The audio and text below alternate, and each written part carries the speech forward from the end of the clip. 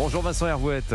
Bonjour Dimitri, bonjour à tous. Vous revenez Vincent sur l'élection du fils de l'ayatollah Khamenei à la place de son père. Oui, Mojtaba prend la place d'Ali et le clan Khamenei reste au pouvoir au sommet de la République islamique qui est de moins en moins une république. Mojtaba, c'est le deuxième fils parmi les 6 enfants du guide suprême, le fils obéissant et dévoué, pas forcément le plus doué.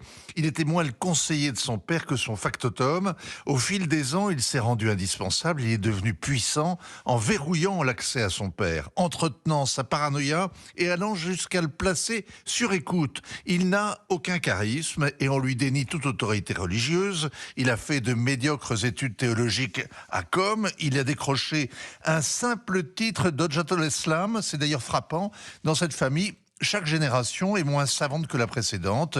Le grand-père Javad était une référence pour les islamistes. Le père Ali devait tout à la protection de Khomeini, mais n'était pas un grand ayatollah. Et le fils, Mojtaba, simple religieux, doit tout au népotisme. C'est ainsi que Téhéran vient de fonder une théocratie dynastique.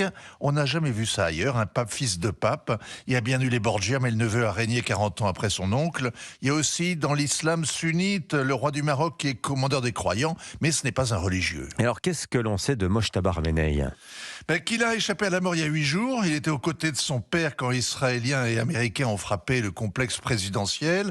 Dans le bombardement, il a aussi perdu sa femme, la mère de ses 3 enfants.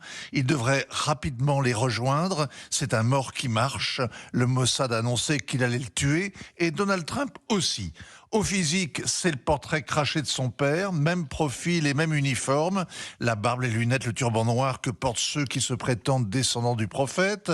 Sa légitimité tient davantage du sable que du goupillon. Il a servi dans l'armée à la fin de la guerre Iran-Irak.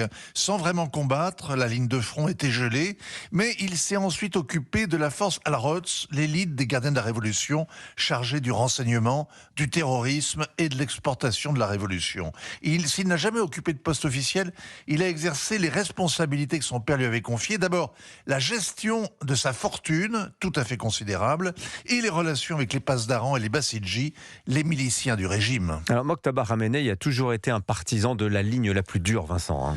C'est lui qui a poussé Mahmoud Ahmadinejad à la présidence en 2005. Il a ensuite couvert le bourrage des urnes en 2009 pour sa réélection. Et quand la foule a protesté contre ce coup d'État électoral, il a encouragé une répression sauvage.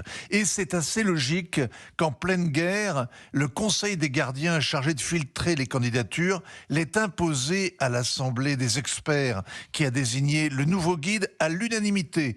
Il n'y a pas eu un vrai conclave, mais il y avait urgence pour prouver au monde que le régime tient debout.